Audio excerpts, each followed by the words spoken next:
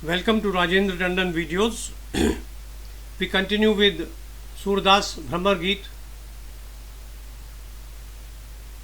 Surdas was a 16th century blind Hindu devotional poet and singer known for his lyrics written in praise of Krishna. Surdas was a part of the Bhakti movement spreading across the Indian subcontinent.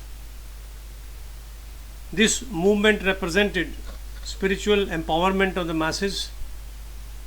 Three names come to my mind when I talk of Bhakti movement: Kabir, Tulsidas and Meera, besides Surdas. Surdas's verses were written in a dialect of Hindi called Braj Bhasha. His work raised the status of Braj Bhasha from a crude language to that of a literary one.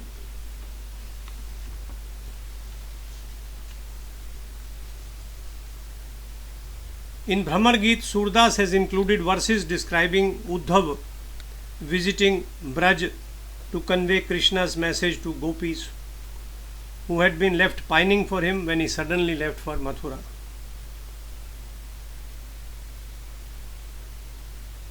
The genesis of Brahmar Geet poems can be traced to Srimad Bhagavad Puran. According to the narration in the Puran, the inhabitants of Braj could not reconcile with the loss of Krishna to Mathura. The depth of their sorrow knew no bounds. Krishna sends Uddhav to Braj, where he explains the divinity of Krishna to his parents, Nand and Yashoda. He tells them that Krishna is formless, unborn, without a beginning and an end, and omnipresent. He advises them to look for this Krishna rather than the child they had brought up. At this stage, the gopis who had assembled by this time take Uddhav aside and probe him to learn as much as they can about their beloved Krishna. They repeatedly chant Krishna's name. Meanwhile, a black bee drones into this assembly. The gopis taunt Uddhav through the medium of the bee. These verses are therefore known as Brahmar Geet.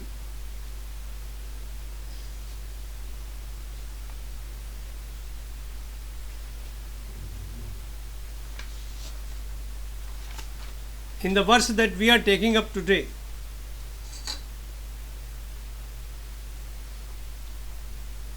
the gopis taunt Uddhav.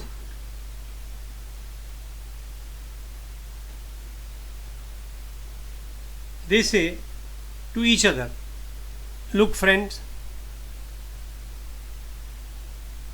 this companion of Shyamasundar has come to teach us yoga.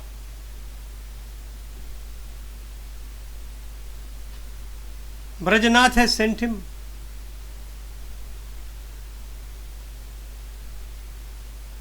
With all outward embellishments to teach us. If he had to send somebody to preach us yoga, why did he give us the pleasure of Rasa Leela? Uddhav जोग सिखावनी आए, श्रृंगी भस्म अथारी मुद्रा दई ब्रजनाथ पठाए. Uddhav has come to teach us yoga. He has come like a mendicant. If Krishna had to teach us yoga, why did he make us play games on the banks of Yamuna river? Why did he not give us the knowledge that he has now sent Uddhav to impart?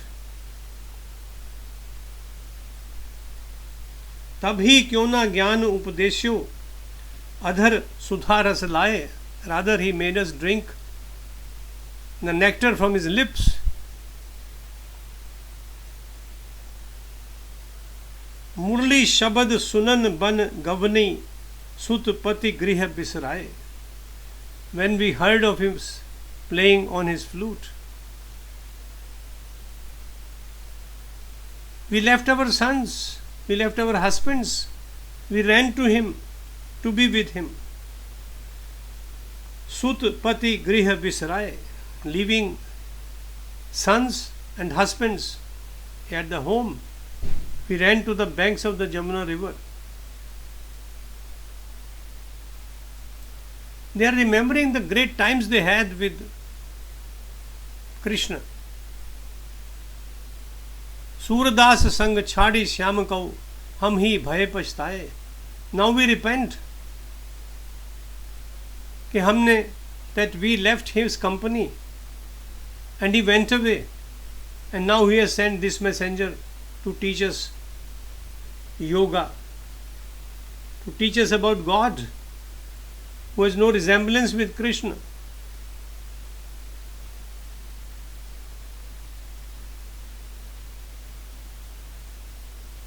If Krishna had to go away like this, he should not have made us enamored of him. He should not have won our hearts over. This is the plaint of the gopis. They feel cheated.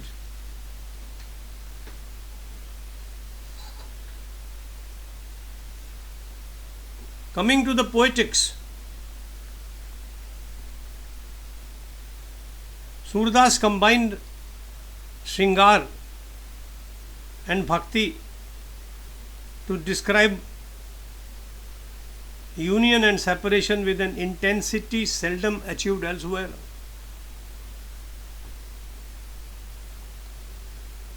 Brahmar Geet is not only one of the most sublime writings on Virha and Shringar, but is also a unique discussion on Sagun and Nirgun concepts of God. In the conversation between gopis and Uddhav, we find a witty repartee and penetrating satire. I would be referring to so many instances where the gopis are making fun of Uddhav.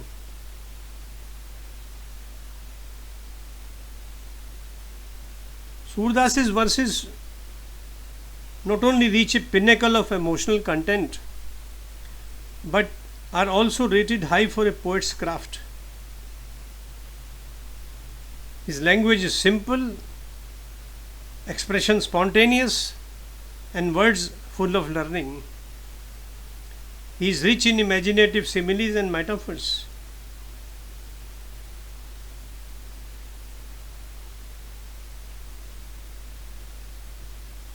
Surdas is one of the greatest poets of Hindi. He not only enriched literature with emotion and linguistic excellence, but also pioneered a unique tradition in Krishna Kavya. His contribution cannot be undervalued. It cannot be overvalued also. It was so great. The more I read of Surdas, the more humble I feel. I wish I had read him years ago, and I would have been able to enjoy reading him again and again. It's a treasure. I'm trying to open a part of it for your viewing and consideration. Thank you for listening to me. Thank you for visiting this site. We meet again maybe tomorrow or maybe day after.